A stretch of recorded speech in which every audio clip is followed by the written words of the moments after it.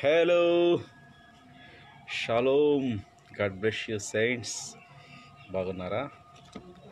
మరి ప్రభు కృపను బట్టి ఈరోజు ఉదయకాలం అంతా I was in another dimension from 2 months or hardly 2.5 months. I enable భూమి మీద భౌతికమైన విషయాల మీద అంతగా ఆసక్తి కోల్పోయింది ప్రియులారా.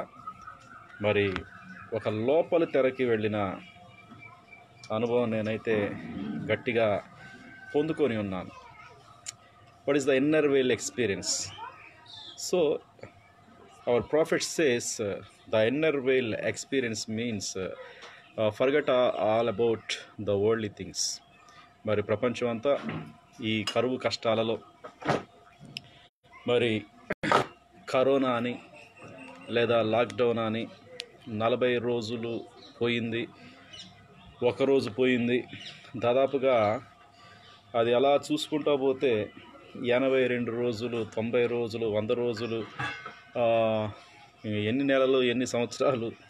ఒకవేళ ఈ వ్యాధికి శాశ్వతమైన పరిష్కారం ఉందో లేదో మరి ప్రజలైతే ఎరగలేకపోతున్నారు. డాక్టర్స్ కూడా దాన్ని ఖచ్చితంగా చెప్పలేకపోతున్నారు. ప్రపంచ ఆరోగ్య సంస్థ కూడా నివేదికలు ఇస్తుంది, బట్ వారు కూడా ఖచ్చితంగా చెప్పలేని పరిస్థితుల్లో ఉన్నప్పటికీ వధువుకైతే ఒక శ్రేష్టమైన సమయం దొరికినది. ఎనుక పక్షిరాజు తాజా ఆహారాన్ని లేదా తాజా మాంసాన్ని తినే సమయం ఇది. మరి ఒక ఆకలి, ఒక కరువు రాబోతుందని మరి ఆమోస్ ప్రవక్త తెలియజేసిన రీతిగా అది ఆహారం లేని కరువు కాదు, కానీ సంఘాలలో వాక్యము లేని కరువు ఒకటి వస్తుంది. ఈరోజు కయ్యూను బలిపీఠాలు చాలా అందంగా ఉన్నాయి, సమాధులు చాలా చక్కగా అలంకరిస్తున్నారు. I'm not talking about cemeteries, the physical cemeteries. నేను ఆత్మీయంగా సమాధుల గురించి మాట్లాడుతున్నాను. ఈరోజు చర్చిలు చాలా చక్కగా అలంకరించబడుతున్నాయి. ఎంతోమంది 52 రోజుల్లో, 42 రోజుల్లో, 32 రోజుల్లో, 72 రోజుల్లో రోజుల సందర్భాలు పెట్టుకొని మేము చాలా బాగా కట్టాము, మా యొక్క సొగసులు, మా యొక్క అందాలు, లేకపోతే మా చర్చి యొక్క అలంకారాలు చూడండి అని చెప్పుకునే రోజులు పోయినాయి ప్రియులారా. ఎందుకంటే ఆ కాలంలో కూడా యేసుక్రీస్తు యొక్క శిష్యులు, మా యొక్క పితరులు దీనిని 46 సంవత్సరాలు కట్టారు ప్రభువా, ఎంతో అందంగా కట్టబడిన మా దేవాలయం ఇది, మరి ఎంతో సుందరముగా ఉన్న మా దేవాలయాలు అని ఆ పెద్ద దేవాలయాన్ని, సునగోగుని వాళ్ళు చూపిస్తూ వచ్చారు. మత్తయి సువార్త 24వ అధ్యాయంలో ప్రభు అయిన యేసుక్రీస్తు అంటున్నాడు, రాయి మీద రాయి లేకుండా ఈ యొక్క గొప్ప మందిరము పడద్రోయబడే దినములు రాబోతున్నాయి. మరి రాయి మీద రాయి అనేదే లేకుండా ఈ గొప్ప మందిరాన్ని పడవేస్తారు. ఈ విషయాలన్నీ కూడా యూదులతో చెప్పాడు, శిష్యులతో చెప్పిన మాటలు. ఆ తర్వాత వారు అంటున్నారు, నీ రాకడకు, ఈ యుగ సమాప్తికి సూచనలేమిటి? ఈ టైం ఎండ్ ఎప్పుడవుతుంది? ఈ కాలము, ఈ లోకం యొక్క అంతం ఎప్పుడవుతుంది? నీ రాకడకు సూచనలు ఏంటి? ఇవన్నీ ఎప్పుడు జరుగుతాయి? ఇవన్నీ అంటే ఈ మందిరం ఎప్పుడు కూలిపోతుంది? మరి అవి ఒక శబ్దము కూడా లేకుండా, ఒక రాతి పనిముట్టు లేకుండా, ఇనప పనిముట్లు లేకుండా, చెక్కకుండా, ఎక్కడో చేయబడిన, అలంకరించబడిన అందమైన రాళ్ళను తెచ్చి రాయికి మధ్య బంగారం వేసి మరి ఎంతో వైభవగంగా 46 సంవత్సరాలు కట్టుకున్న దేవాలయం మీద మమకారం పెట్టుకున్నారు.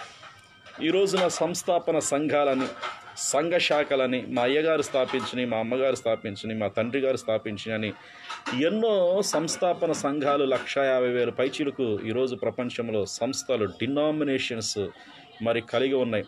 ఎంత అద్భుతమైన బోధలు చేసుకుంటున్నారు, ఎంత అద్భుతమైన సువార్త కూటాలు. అయితే అన్నీ కూడా ఒక్కసారిగా ఆగిపోవటం జరిగింది. ఎందుకని ఈ 2-3 నెలలు బహిరంగంగా కూటాలు ఆగిపోయినాయి? ఎందుకని ఎంతో ఉజ్జీవంగా జరగాల్సిన ఆదివారం సేవలు, బుధవారం సేవలు, ఉపవాస ప్రార్థనలు అన్నీ అయిపోయినాయి. అన్నీ ఆగిపోయి ఇప్పుడు ప్రపంచం అంతా కూడా ఒక దాని ఏమంటారంటే టెన్షన్గా ఎదురు చూస్తున్నారు. రాకడ ఏమన్నా జరుగుతుందా? ఇవన్నీ రాకడ యొక్క సూచనలేనా? ఆయన అతి త్వరగా రాబోతున్నాడా, మేఘాల మీదకి వస్తాడా, మేఘాల మీదక ప్రభు త్వరగా వస్తే ఆ పరిస్థితి ఏమవుతుంది అని ఇంకొంచెం ఉజ్జీవంగా పాటలు పాడుతున్నారు, ఇంకొంచెం ఉజ్జీవంగా ఎదురు చూస్తున్నారు. యేసు రాజుగా వస్తాడు, మేఘాల మీదకు వస్తాడు, మధ్యాకాశంలోకి వచ్చి మమ్మల్ని తీసుకుపోతాడని ఈరోజు క్రైస్తవం అంతా ఉత్కంఠతో రెండవ రాకడ గురించి ఎదురు చూస్తున్నారు. ఎందుకంటే బైబిల్లో కూడా దాని గురించి రెఫరెన్స్లు ఉన్నాయి. రెండవసారి ఆయన భూమి మీద ప్రత్యక్షం అవుతాడు. మంచిదే ప్రియులారా. మరి చూడండి, ఈరోజు ఉదయకాలం నేను రెండవ రాకడ, రూపాంతరపరుచు శక్తి, అలాగనే బూరల పండగ, 5వ ముద్ర, 6వ ముద్ర, 7వ ముద్ర, ఇలాగా ఎన్నో అంశాలు నేను పరిశీలన చేస్తున్నప్పుడు నాకంటూ ఒక పక్షిరాజు ఆహారం దొరికిన అనుభవంతో నేనున్నాను. చూడండి, ఇవన్నీ ఎప్పుడు సంభవించినంటే టైటస్ చక్రవర్తి క్రీస్తు శకం 96వ సంవత్సరంలో వచ్చినప్పుడు మరి ఇజ్రాయెల్ మధ్యలో గొప్ప హత్యలు జరిగినాయి. అనగా టైటస్ చక్రవర్తి వచ్చి దాదాపుగా చాలామందిని ఆయన చంపివేసినట్టుగా చరిత్రలో చూడవచ్చు. అంటే యేసుక్రీస్తు చెప్పినవి పొల్లైనను సున్నా అయినను ఏది తప్పిపోదు ప్రియులారా. ఎందుకంటే రాకడ సూచనలోని భాగముగా ఇదిగో అంజూరపు చెట్టు చిగురించినప్పుడు మీరు గుర్తుపెట్టుకోండి, నేను ద్వారము దగ్గరే ఉంటాను, ఏ మాట అయినా పొల్లిపోద్దేమో కానీ నేను చెప్పిన దాంట్లో అక్షరమైనా కానీ అది తప్పిపోదు అన్నాడు. ఒకసారి నేను బైబిల్ గ్రంథంలో నుంచి ఒక చక్కటి విషయాన్ని మీతో చూపించి అలాగా ముందుకు సాగిపోవటానికి నేను ప్రయత్నం చేస్తాను ప్రియులారా. ఎందుకంటే బైబిల్ అనేది it's not our own expressions, మన సొంత ఊహలు కాదు. కానీ బైబిల్ గ్రంథంలో నుంచి ఒక చక్కటి లేఖనాన్ని నేను మీకు చూపిస్తున్నాను. 24వ అధ్యాయము 32వ వచనంలో చూస్తే, అంజూరపు చెట్టును చూసి ఒక ఉపమానము నేర్చుకొనుడి. అంజూరపు కొమ్మ లేతదై చిగురించినప్పుడు వసంతకాలం ఇంకా సమీపముగా ఉన్నదని తెలుసుకొనుడి. ఆ ప్రకారమే మీరు ఈ సంగతులన్నీ జరుగుట చూచినప్పుడు ఆయన సమీపమునే ద్వారము దగ్గరే ఉన్నాడని తెలుసుకోండి. ఇవన్నీ జరుగు వరకు ఈ తరము గతించదని నిశ్చయముగా మీతో చెప్పుచున్నాను. ఆకాశమును భూమిని గతించును గాని నా మాటలు ఏమాత్రము గతించవన్నాడు. రాకడ సూచనలే అందరు ఎదురు చూస్తున్నారు. ఇప్పుడు కరోనా వచ్చింది, ఈ కరోనా ఎన్ని రోజులు తగ్గిద్దో, లాక్డౌన్ అయిపోయింది, అసలు తెగుళ్ళు వస్తున్నాయి, రాకడ తర్వాత తెగుళ్ళకు ముందు రాకడ, ఎవరికి ఏం అర్థం కావట్లా. ఆల్మోస్ట్ ఆల్ 90% ఒక క్లారిటీకి వచ్చారు. ఈ తెగుళ్ళు జరిగిన తర్వాత అప్పుడు ఆయన మేఘాల మీదకి వస్తాడు, లేకపోతే ఈ తెగుళ్ళు జరిగిన తర్వాత ఆయన భూమి మీదకి వచ్చి తన వధువుని తీసుకెళ్తాడు, లేదా ఈ తెగుళ్ళన్నీ జరిగిన తర్వాత ఈ భూమి అంతా కాలిపోయిన తర్వాత అప్పుడు యేసు ప్రభు వారు మరలా భూమి మీదకి రెండోసారి వస్తారని ఎవరి సిద్ధాంతాన్ని బట్టి ఎవరికున్న పాయింట్ ఆఫ్ వ్యూలో వాళ్ళు ఆలోచిస్తున్నారు. కానీ ఎవడి పాయింట్ ఆఫ్ వ్యూ ఎలా ఉన్నా కానీ నీ పాయింట్ ఆఫ్ వ్యూ బైబిల్కి మించినదైతే అది ఒక దురాత్మ అవుతుంది. అందుకని చూడండి, పొల్లు కలపకూడదు, వాక్యానికి పొల్లు తీసివేయకూడదు. నా బైబిల్లో నేను ఉదయం నుంచి చదువుతున్నాను, గత 3 నెలల నుంచి కూడా నేను పరిశీలన చేస్తున్నాను. ఈ అంజూరపు చెట్టు చిగురించినప్పుడు యేసు ప్రభు ద్వారం దగ్గర ఉంటా అన్నాడు. ఆ ద్వారం ఏమిటి? ఆ ద్వారం ఏదో కాదు కానీ లవోదికియా అనే సంఘకాలము. 7వ సంఘకాలంలో రాకడ ఖచ్చితంగా జరిగి తీరాలి. 7వ సంఘకాలంలో ఎత్తబడుట కూడా జరిగి తీరాలి. ఈ 7వ సంఘకాలం అనగా అసలు ఏమిటంటే దేర్ ఆర్ 7 చర్చేజెస్. 7 సంఘకాలాల్లో చివరిది ఈ కాలము లవోదికియా సంఘకాలం అని బైబిల్ భక్తులు, చరిత్రకారులు అందరూ దాన్ని పెద్ద పెద్ద బైబిల్ స్కాలర్స్ అందరూ ఒప్పుకుంటున్నారు. సరే, అట్లా చూసిన అంజూరపు చెట్టు ఎప్పుడు చిగురించిందా అంటే 1948లో అంజూరపు చెట్టు చిగురించింది. అంజూరపు చెట్టు అంటే మనం ఏది కూడా అక్షరంగా బైబిల్ తీసుకోవడానికి వీల్లేదు. అక్షరముగా లేదు కానీ బైబిల్ అంతా ఆత్మీయార్థముగా ఉన్నది. What is the fig tree? Fig tree represents the juice. అంజూరపు చెట్టు ఏదో కాదు కానీ ఇజ్రాయేలు దేశమును, ఇజ్రాయేలీల వంశమును, యూదులను సూచిస్తుంది. మరి గత 1948లో 4 నియంతలు, జర్మనీ నియంత, ఇటలీ నియంత, మరి ఇలాగా చూసినప్పుడు 4 దూతల ద్వారా ప్రకటన గ్రంథం 7వ అధ్యాయంలో వారందరూ కూడా 1,44,000 మంది స్వదేశంలోనికి తీసుకురాబడుతున్నారు. ఆ నలుగురు దూతలు ప్రకటన గ్రంథంలో వాయువులను పట్టుకున్నారంటే మొదటి ప్రపంచ యుద్ధం, రెండవ ప్రపంచ యుద్ధాలను పట్టుకున్నప్పుడు ఆ మొదటి ప్రపంచ యుద్ధం, రెండవ ప్రపంచ యుద్ధం జరుగుతుండగానే అవి ఆగిపోయి 1,44,000 మంది యూదులు మరి ఏదైతే ప్రవక్త మోషే గద్ద రెక్కలతో ఆయన తన ప్రజలను తీసుకొని వస్తున్నాడని ఆ యొక్క పక్షిరాజు రెక్కలని చూశాడు, కానీ ఆ ఆత్మీయ అర్థం ఏంటంటే మోషే చూసినది యూదులు స్వదేశానికి విమానాలలో కూర్చొని వస్తున్నట్టుగా ఆయన చూశాడు పిల్లారా. కాబట్టి బైబిల్ గ్రంథము ఎంతో తేట తెల్లంగా చెప్తున్నది. యూదులను ఆయన మర్చిపోయే దేవుడు కాదు.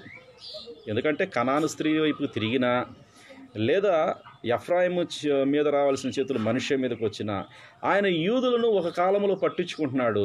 ఆ కాలమే ఈ చివరి లవోదికీయ కాలము. ఈ లవోదికీయ కాలంలో మొదటి ప్రపంచ యుద్ధము, రెండవ ప్రపంచ యుద్ధము జరిగిన దరిమిళ ఆయన 1948లో వాళ్ళని సొంత దేశానికి సమకూర్చి 1961లో వాళ్ళకొక సొంత జెండా, సొంత కరెన్సీని ఆయన ఏర్పాటు చేసి వాళ్ళందరూ కూడా స్వేచ్ఛా స్వతంత్రాలతో వాళ్ళు చక్కటి స్వతంత్రం వచ్చి ఇజ్రాయేలు దేశము చిగురించి దావీదు యొక్క 6 నక్షత్ర కోణాలు కలిగిన ఆ జెండా ఈ రోజుకి ఆ దేశం మీద ఎగురుతుందంటే ఇజ్రాయేలీలు చిగురించారు. మరి వారు చిగురించినప్పుడు యేసుక్రీస్తు ఎక్కడున్నాడంటే ఖచ్చితముగా మానవ శరీరములో మనుష్య కుమారుడి పరిచర్యగా విలియం మ్యారిన్ బ్రన్నామ్ అనే దైవజనుడి యొక్క శరీర రూపములో ఆ శరీరములో ఆయన మనుష్య కుమారుడి పరిచర్యగా భూమి మీదే ఉన్నాడు. కాకపోతే గుర్తుపట్టడంలో మనుషులు తప్పిపోవచ్చు, కానీ ఎగ్జాక్ట్గా దేవుడు అబద్ధమాడటానికి నీకులాగా నాకులాగా ఒక నరుడు కాడు, ఒక మానవుడు కాదు. ద్వారం దగ్గర ఉంటానన్నాడు, కానీ ఏ రూపంలో ఎప్పుడు ఎలా ఉంటాడో ఆ దినము నాకు తెలియదు అన్నాడు.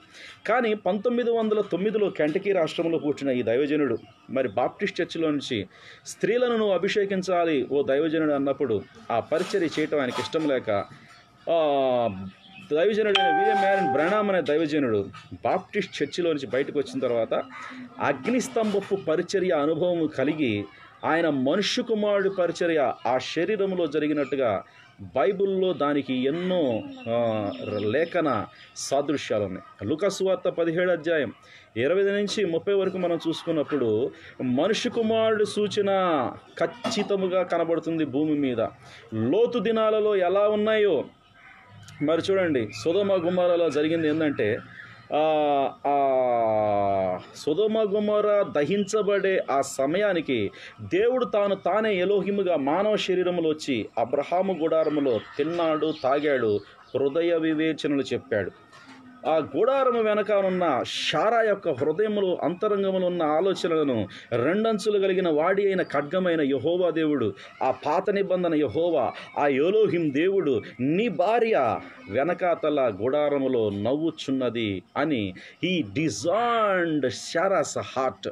కాబట్టి డిజైనింగ్ చేశాడు ఆయన యూదులలో డిజైనింగ్ చేశాడు, ఆయన సమరయులలో వివేచన చేశాడు, అన్యజనముల మధ్యలో వివేచన పరిచర్య దైవజనుడైన విలియం మ్యారిన్ బ్రన్నామ్ శరీరంలో నుంచి మన ప్రభువైన యేసుక్రీస్తే ప్రవక్తలలో నుంచి మాట్లాడిన దేవుడు ఈ అంత్యకాలంలో ఆ శరీరంలోనికి వచ్చి ఆ శరీరంలో నుంచి 7 సార్లు ప్రపంచ దేశాలను దర్శించి ఏ విధముగా అయితే నోవాహు చెరలో ఉన్న ఆత్మలకు వెళ్ళి ఆయనే ఆయనే ఆత్మస్వరూపిగా వెళ్ళి ఏ విధముగా అయితే నోవాహు కాలంలో యెహోవా దేవుడే ఆ దీన శరీరములో నోవాహు ప్రవక్త శరీరములోని ఉండి బోధించినట్టుగా ఈ అంత్యకాలములో ఖచ్చితముగా ఈ అన్య దేశము, ఈ అన్య ప్రపంచము, ఈ ప్రపంచములన్నీ దహించబడబోయే మునుపుగా ఆయన ఏదైతే వాగ్దానం చేశాడో ఆయన ఖచ్చితముగా మనుష్య కుమారుడుగా భూమి మీద ద్వారం దగ్గరే ఉన్నాడు.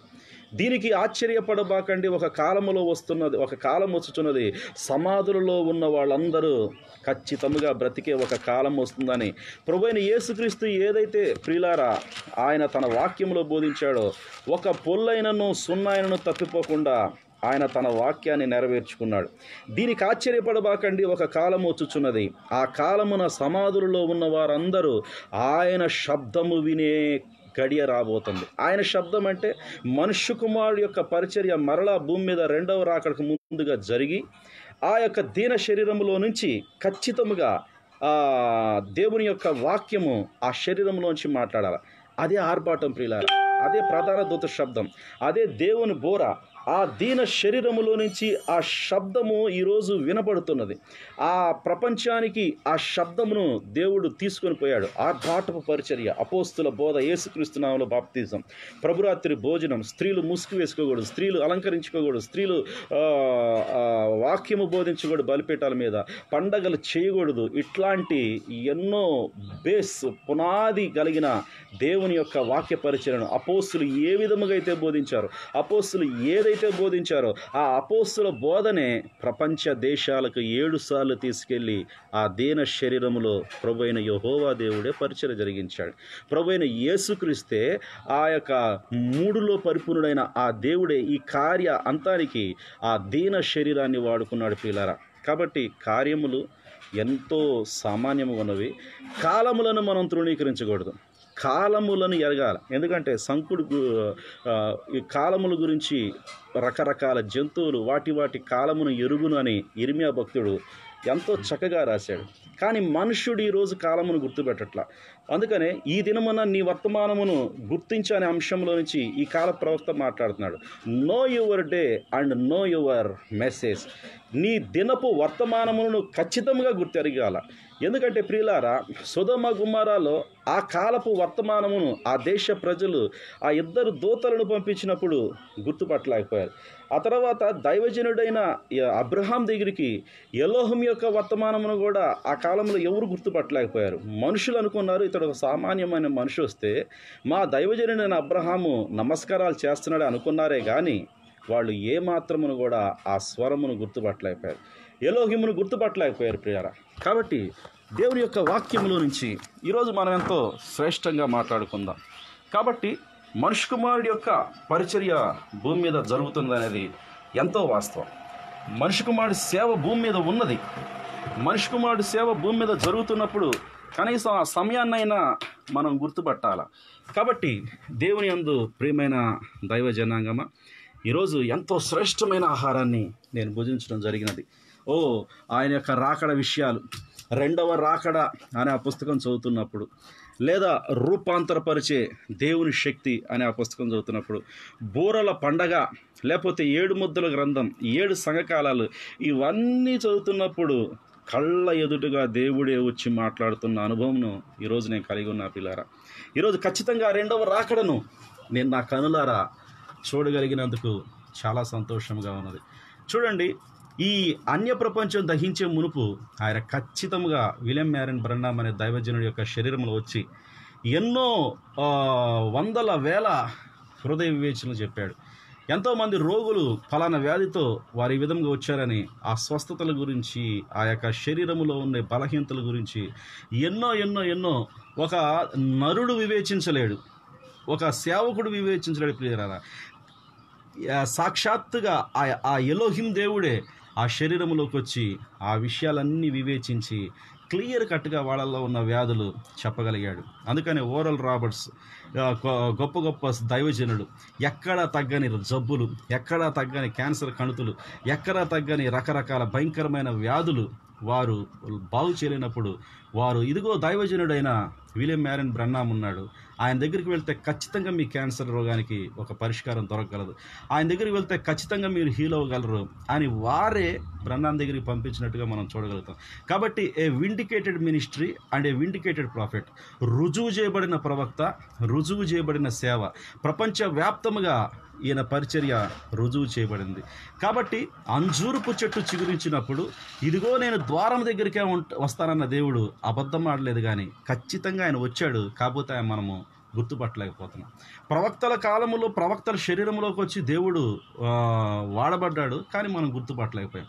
కానీ ఈ అంత్యకాలంలో ఖచ్చితంగా ఒక ప్రవక్త శరీరాన్ని దేవుడు వాడుకున్నాడు. ఒక ప్రవక్తలోనికి దేవుడే వచ్చాడు.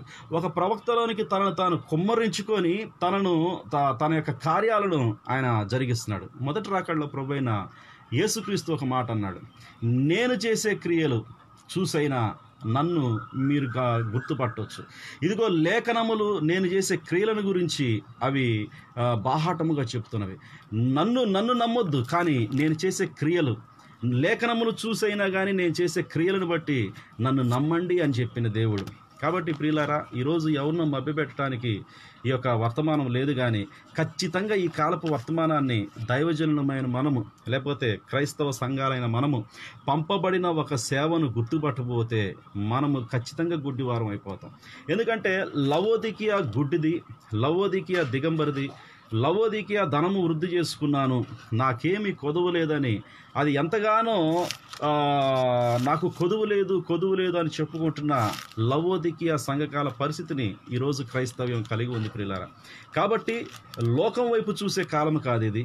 మనం నిజముగా క్రీస్తు యేసుతో లేపబడిన వారమైతే ఈ కాలం యొక్క వర్తమానం ఏంటి, ఈ కాలము దేవుడు ఎలా ప్రయాణం చేస్తున్నాడు, తూర్పున పుట్టిన ఆ మెరుపు పశ్చిమ దేశానికి ఎలా వచ్చినది, ఆ పశ్చిమ దేశంలో నుంచి దేవుని యొక్క కార్యాలు దేవుడు ఎలా జరిగిస్తున్నాడు, ప్రపంచ దేశాలకి ఈ సేవ ఎలా జరిగినది, రుజువు చేయబడిన పరిచర్య ఎలా వెళ్ళిపోయినది, who is this William Marrion Branham, ఎవరి 7వ నక్షత్రము అని కనీసము ఖచ్చితంగా దైవజనులమైన మనము ఈరోజు బైబిల్ని పరిశీలన చేయాలా, లేదా బైబిల్లో ఉన్న సంగతులు మన మధ్యలో జరిగినప్పుడు వాటిని ఖచ్చితంగా విఘ్నులమై జ్ఞానులమై మనం తెలుసుకోవాల్సిన ధర్మం మన మీద ఉంది ప్రియులారా. కాబట్టి ఖచ్చితంగా మరి రాకడ సూచనలు ఎన్నో జరిగినాయి. యేసుప్రభు ఏదైతే చెప్పాడో ఇవన్నీ ఎప్పుడు జరుగును. మత్తయి సువార్త 24వ అధ్యాయంలో వారు వేసిన క్వశ్చన్ ఏంటంటే ఇవి ఎప్పుడు జరుగును అన్నప్పుడు వచ్చాడు. క్రీస్తు శకము 96వ సంవత్సరంలో టైటస్ చక్రవర్తి వచ్చి యెరూషలేములో 3-4 అడుగుల ఎత్తు రక్తం పారిందాకా యూదులందరినీ కూడా ఓచకోత కోసి చంపినట్లుగా బైబిల్ చరిత్రలో మనము తెలుసుకోవచ్చు ప్రియులారా. బైబిల్లో వ్రాయబడలేదు, కానీ హతసాక్షుల చరిత్రలో కనుక మనం చూసినట్లయితే మరి యూదా దేశంలో ఏదైతే ప్రవక్తలు ప్రవచించారో 10వ భాగం మాత్రమే విడిచిపెట్టబడును. నివాసులు లేక ఇళ్ళు ఖాళీ అయిపోయేదాకా ఆ యెషయా ముద్దంతా కూడా పాడైపోయి ఒక అంకురం మాత్రమే బ్రతుకునని ఏదైతే యెషయా ప్రవక్త ప్రవచించాడో దాదాపుగా ఒక 10వ భాగం తప్పితే 90% మంది యూదులు అనేక దేశాలకు చెదిరిపోయారు. ఇది మాత్రం వాస్తవం. ఈ చెదిరిపోయిన ఇజ్రాయేల్ యొక్క వంశపు వృక్షము మరలా అది చిగురించిద్ది. దానినే చరిత్రలో బైబిల్లో అంజూరపు చెట్టు చిగురించుట. మరి చూడండి, సకల దేశాలకు చెదిరిపోయారు. అలాగనే రాయి మీద రాయి లేకుండా వారు కట్టుకున్న అందమైన దేవాలయము ఆ దేశములో యెరూషలేములో కూల్చివేయబడింది. టైటస్ చక్రవర్తి 96వ సంవత్సరంలో వచ్చాడు, దాన్ని సంపూర్తిగా కూల్చివేశాడు. గర్భిణులను, తర్వాత అనేక మంది స్త్రీలను, పురుషులను, చిన్న బిడ్డలను, వారు వీరని లేకుండా ఎంతోమందిని ఆయన చంపివేశాడు. మహాశ్రమ కలిగినది. అది చలికాలము కానీ విశ్రాంతి దినము కానీ సంభవించకుండా ప్రార్థన చేసుకోండి. లోకారంభము నుంచి ఇప్పటి వరకు అటువంటి శ్రమ కలగలేదు, ఇంకా ఎప్పటికీ కలగబోదు. ఏ పించుకొనడు ఏర్పాటు చేయబడిన వారి నిమిత్తము ఆ దినములు తక్కువ చేయబడినని మత్తయి సువార్త 24:22లో ఎన్నో విషయాలు మనం చదువుకుందాం. ఎందుకంటే ప్రియులారా, 24వ అధ్యాయం 16లో చూస్తే యోదయాలో ఉండువారు కొండలకు పారిపోవాలి, మిద్దె మీద ఉండువారు తన ఇంటిలోనికి ఏదైనా తీసుకున్నటకు పోవుటకు దిగిపోకూడదు, పొలములో ఉండువాడు తన బట్టలను తీసుకొని పోవుటకు ఇంటికి రాకూడదు. అయ్యో ఆ దినములలో గర్భిణులకు పాలిచ్చు వారికి శ్రమ, అప్పుడు మహాశ్రమ కలుగును. ఇవన్నీ ప్రభువైన యేసుక్రీస్తు ఆయన భూమి మీద సేవ చేసేటప్పుడు ఖచ్చితంగా చెప్పాడు. నా వాక్యం వింటున్న యూదులారా, నన్ను ప్రవక్తగా స్వీకరించిన యూదులారా, నన్ను పాత నిబంధన యెహోవాను నమ్మిన నా భక్తులారా, ఖచ్చితంగా శ్రమ రాబోతున్నది. యూదయ దేశం మీదకి ఏదైతే మీకు మునుపున్న ప్రవక్తలు యెషయా ప్రవచించాడో, యేస్కేలు ప్రవచించాడో, మీరు సకల దేశములకు మీరు కొనిపోబడుదురు, చల్లా చెదురైపోతారు. కాబట్టి యోదయలో ఉండేవారు పారిపోండి, ఇదిగో పొలంలో ఉండువాడు ఇంటికి రాబాకండి. ఇలాగా మిద్దె మీద ఉండువారు ఎవరు కూడా కిందకి దిగవద్దు. ఆ దినములంటే టైటస్ చక్రవర్తి యెరూషలేముకు వచ్చి దండించే దినములు చెప్పాడు. మళ్ళీ లూకా సువార్త 21వ అధ్యాయంలో కూడా చెప్పాడు, యెరూషలేము దండ్ల చేత చుట్టబడినప్పుడు. చూడండి, 21వ అధ్యాయము లూకా సువార్త 20వ వచనంలో చూసినప్పుడు, యెరూషలేము దండ్ల చేత చుట్టబోట మీరు చూచినప్పుడు దాని నాశనము సమీపించినదని తెలుసుకోండి. దండ్లు అంటే ద మిలిటరీ ఫోర్స్. ఎప్పుడైతే యెరూషలేము మిలిటరీ ఫోర్స్ చేత క్యాప్చర్ అవుతుందో, ఎప్పుడైతే ముట్టడి చేస్తారో దానికి నాశనం సమీపించిందని తెలుసుకోండి. అప్పుడు యూదయలో ఉండేవారు కొండలకు పారిపోండి, దాని మధ్యలో ఉండేవారు వెలుపలకు వెళ్ళిపోండి, పల్లెటూళ్ళలోని వారు దాని లోపలకు ప్రవేశించబాకండి. లేఖనములలో వ్రాయబడినవన్నీ నెరవేరుటకు అవి ప్రతిదండన దినాలు. యెషయా ప్రవచించాడు, యేస్కేల్ ప్రవచించాడు, హోషియా ప్రవచించాడు. ఎంతోమంది ప్రవక్తలు యూదులకు శ్రమలు కలుగుతాయి, యూదులు ఆయన్ని వెలివేస్తారు. జకర్యా గ్రంథంలో ప్రవచించాడు జకర్యా, యెషయా గ్రంథంలో యెషయా ప్రవచించాడు, హోషియా గ్రంథంలో హోషియా ప్రవచించాడు. మరి యెషయా అనే ఒక మేజర్ ప్రాఫిట్ ప్రవచించిన ప్రవచనాల నెరవేర్పే యేసుక్రీస్తు ఒక కన్యకకు పుట్టి, ఆ కన్యకలో జన్మించి 30 సంవత్సరాలు వచ్చిన దాకా కూడా యాజక ధర్మం జరిగించకుండా, ఎందుకంటే యూదుల సనాతన ధర్మం ప్రకారం ఒక వ్యక్తి 30 years వచ్చినప్పుడు యాజకత్వం చేయాలి. అందుకనే అతను ప్రభువైన యేసుక్రీస్తు 30వ సంవత్సరం వచ్చినప్పుడు యాజకుడి దగ్గరికి వెళ్ళి, యోహాను దగ్గరికి వెళ్ళి నీళ్ళల్లో బాప్తిసం తీసుకొని 3.5 సంవత్సరాలు మాత్రమే యాజక ధర్మం లేదా ప్రవక్త ధర్మం లేదా సేవా ధర్మం జరిగించాడు. 3.5 సంవత్సరాలలో అభిషక్తుడు హఠాత్తుగా నిర్మూలన చేయబడతాడని ఏదైతే దానియేలు ప్రవక్త ప్రవచించాడో ఆ ప్రవచనాలలోని నెరవేర్పే యేసుక్రీస్తు యొక్క టైం పీరియడ్, ఎంతకాలం టీచింగ్ చేయాలా, ఎంతకాలం మినిస్ట్రీ చేయాలా, ఎంతకాలానికి యోర్దాన్ నది దగ్గరికి రావాలా, ఏ సమయంలో యోర్దాన్ నదిలో మునగాల, ఎవ్రీథింగ్ వాజ్ క్యాలిక్యులేటెడ్. ప్రతిది కూడా ప్రవక్తలు ప్రతి మినిట్, ప్రతి ప్రోటోకాల్ ప్రకారం, యెషయా ప్రవచించిన ప్రోటోకాల్ లేకపోతే హోషియా ప్రవచించిన ప్రోటోకాల్ ఎగ్జాక్ట్గా ఆ టైం పీరియడ్లో ఆయన పరిచర్యలన్నీ జరిగిపోయినాయి. అందుకని ఆయన అంటున్నాడు, ఒక టైం పీరియడ్ నేను చెప్తున్నాను, అంజూరపు చెట్టు చిగురిచ్చినప్పుడు ఇదిగో నేను మరలా రెండవసారి భూమి మీదకి ఎగ్జాక్ట్గా వస్తాను. ఎందుకంటే మొదటి రాకడ ఎంత పకడ్బందీగా దేవుడు జరిగించాడో, తన రెండవ రాకడను కూడా తూచా తప్పకుండా, అక్షరం పొలుపోకుండా ఎగ్జాక్ట్గా అన్న డేట్స్ ప్రకారం, అన్న మాటల ప్రకారం ఆయన ఖచ్చితంగా భూమి మీదకి రాకపోతే ఆయన దేవుడే కాడు ప్రియారా. ఎందుకంటే ఆకాశమైనా గతించును కానీ, భూమి అయినా కానీ గతించిన పోవును కానీ, నా మాట అయినను పొల్లైనను తొలగిపోదు అంటున్నాడు. చూడండి, ఆ మాట నేను మరలా చదువుతున్నాను. అంజూరపు చెట్టు గురించి చెప్తున్నాడు.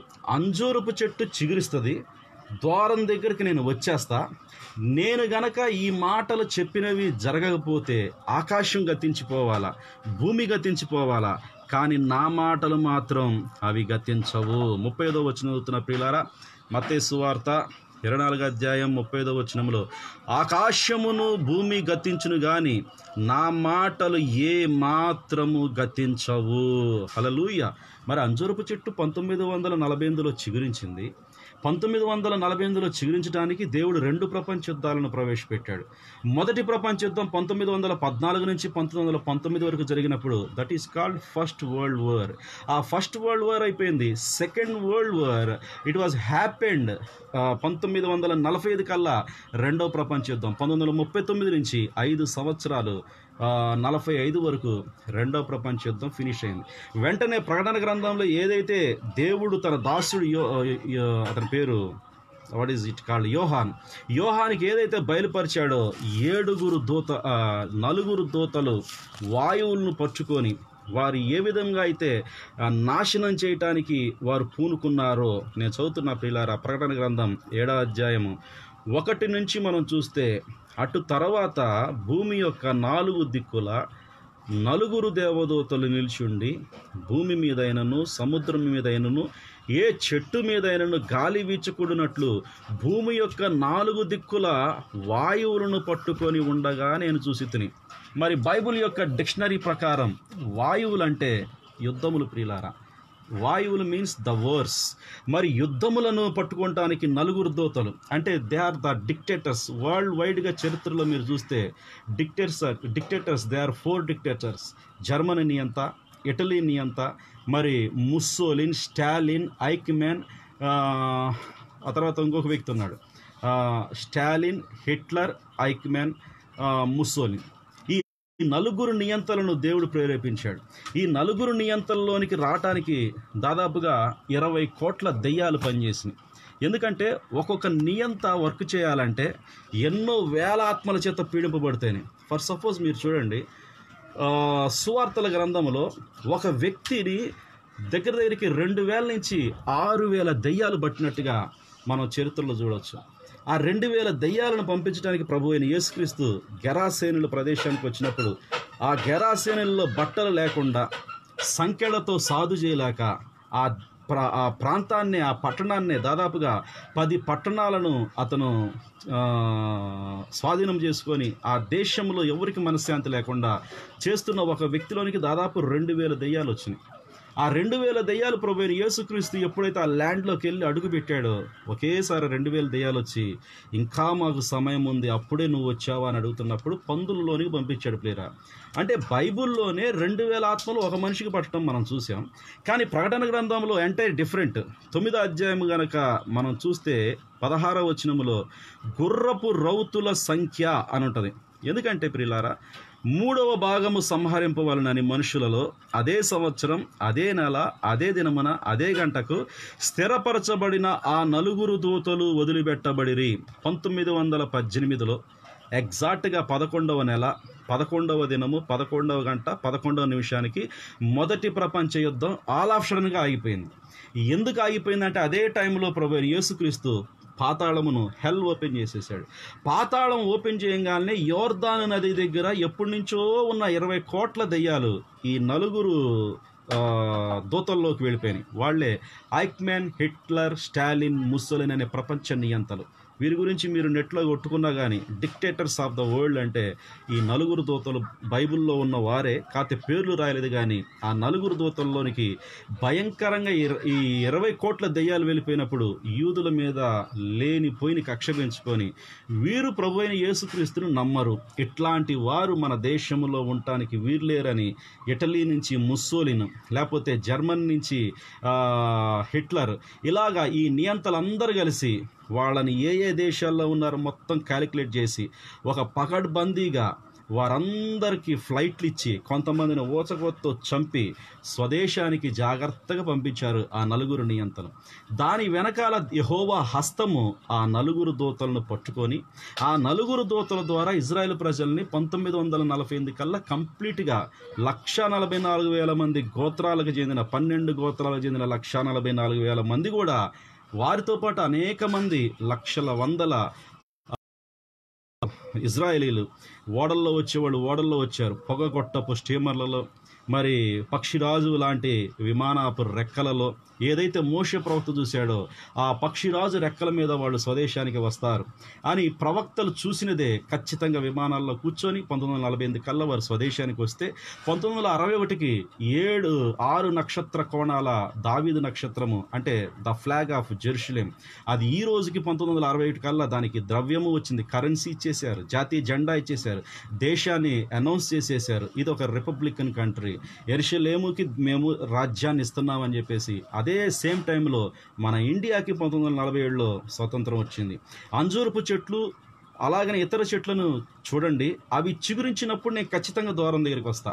మరి 1947లో మన భారతదేశానికి స్వతంత్రం వచ్చింది. ఆ తర్వాత 48 ఆ టైంలో ఇండోనేషియాకి స్వతంత్రం వచ్చినది.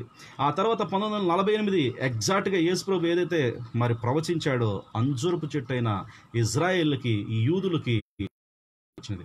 అంటే అప్పుడు ఖచ్చితంగా యేసుప్రభు వారు ద్వారం దగ్గర ఉండాలి. ఎవరి రూపంలో ఉన్నాడు, ఎలా ఉన్నాడు అనేది ఇందాక నుంచి నేను చెప్పే మనుష్య కుమారుడి పరిచర్య. Son of Man ministry has happened upon the earth in 1948. ఎందుకంటే ఖచ్చితంగా అంజూరపు చెట్టు చిగురించినప్పుడు ఒక మానవుడి పరిచర్యలో దేవుడు నిక్షిప్తమై ఆ దీన శరీరాన్ని వాడుకున్నాడు. దానికి బైబిల్ రిఫరెన్స్ ఏం చెప్తుందంటే అన్య ప్రపంచము దహించబడే ముందుగా, ఇప్పుడు మనందరం అన్యులు, మనకి 7 సంఘకాలాలు ఇవ్వబడ్డాయి. ఈ 7వ సంఘకాలం చివరలో ఈ అన్య ప్రాంతములన్నీ లేకపోతే ఈ అన్య దేశములన్నీ దహించబడే మునుపుగా ఖచ్చితంగా ఆయన మారు రూపంలో వచ్చాడు. మారు రూపమే విలియం మ్యారన్ బ్రన్నామ్ యొక్క శరీరం. ఆ శరీరంలో నుంచి హృదయ వివేచన చేశాడు. ఇది ఏ సంఘ కాపరి ఒప్పుకున్నా ఒప్పుకోపోయినా, ఇది ఏ చర్చి పాస్టర్ ఒప్పుకున్నా ఒప్పుకోపోయినా, ఇది ప్రపంచంలో ఉన్న ఏ విశ్వాసి ఒప్పుకున్నా ఒప్పుకోకపోయినా చూసే కన్నులను దేవుడిచ్చినందుకు బట్టి దేవునికి కోట్ల కోట్ల స్తోత్రాలు నేనైతే చెల్లించుకుంటున్నాను.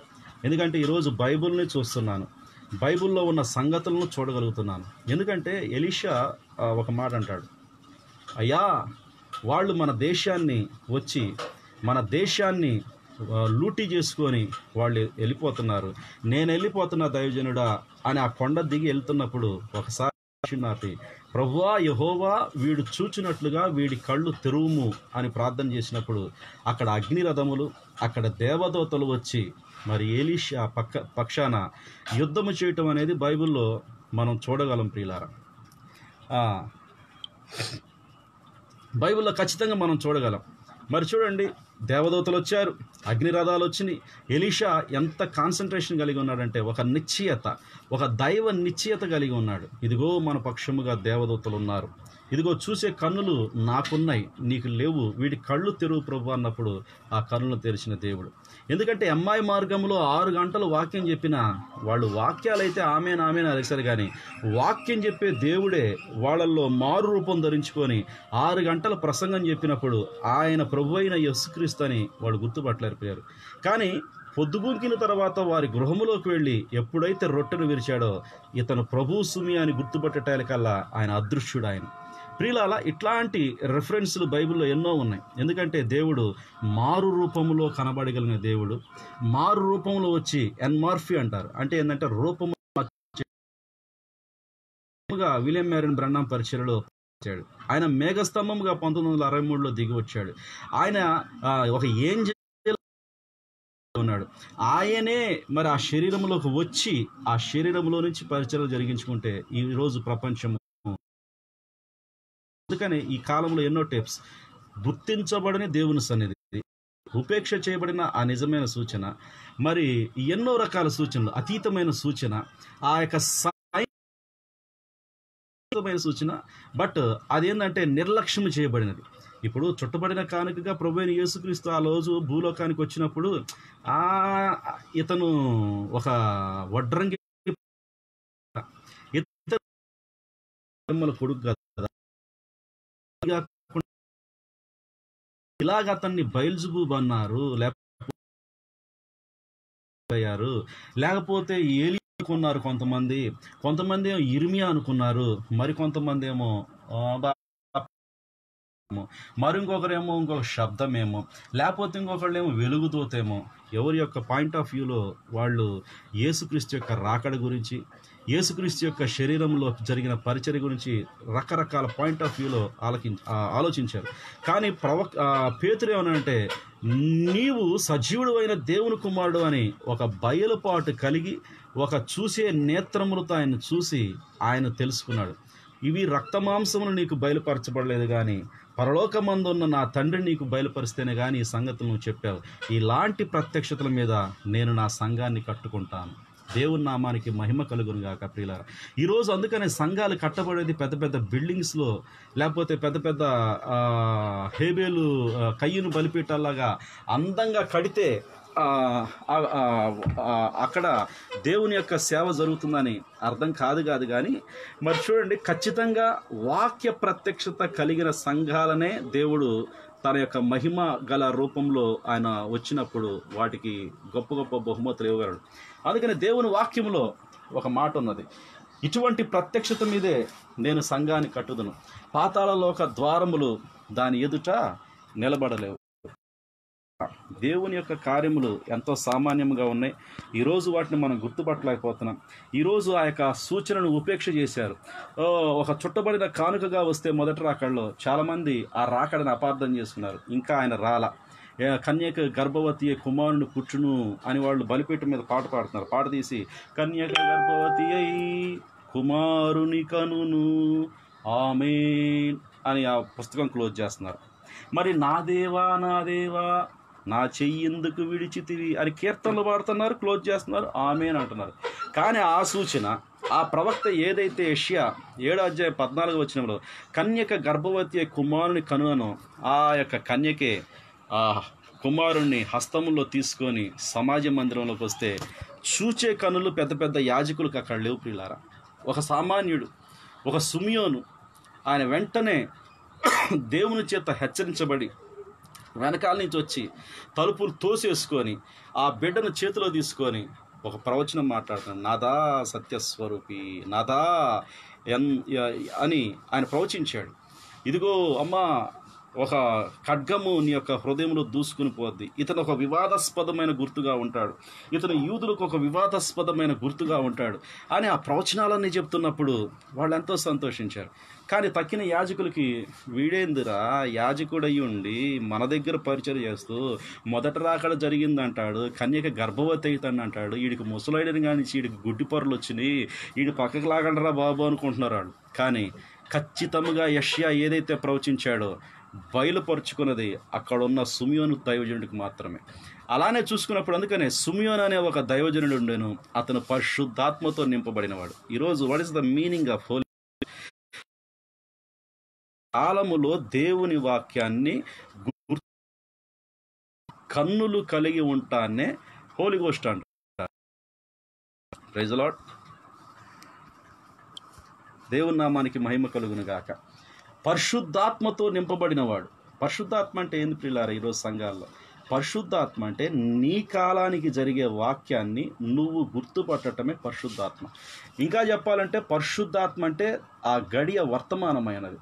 పరిశుద్ధాత్మ అంటే ఆ కాలం యొక్క సత్యమైనది ప్రియులారా. కాబట్టి ఆయన వెంటనే ప్రేరేపించబడి ఆ బిడ్డను తీసుకొని ప్రవచించాడు. ఒక గుడ్డి కళ్ళు కలిగిన అమ్మాయి, భౌతికముగా నేత్రాలు కలిగి మనోనేత్రాలు గుడ్డితనం కలిగి మనం లేఖనాలను ఈరోజు కూడా చూడలేకపోతున్నాం. అక్కడ అన్న అనే ఒక కళ్ళు లేని స్త్రీ అప్పుడే లోపలికి వెళ్ళి ఆయన యొక్క ఆగమనమును గురించి ఆమె కూడా ప్రవచింపసాగాను. ఇద్దరు బిడ్డలను దేవుడు వాడుకున్నాడు, ఒక స్త్రీని వాడుకున్నాడు ప్రియులారా. 84 సంవత్సరాలు. మరి చూడండి, ఆషేరు గోత్రములో పుట్టిన అమ్మాయి 84 సంవత్సరాల వయసు, 7 ఏండ్లే పెనిమిటితో సంసారం. చూడండి, కేవలం 7 పెనిమిటితో సంసారం చేసినది, మందిర పరిచర్యలోనే ఉంటున్నది. అటువంటి శుద్ధాత్మ అనుభవం ఆ కాలపు వాక్యాన్ని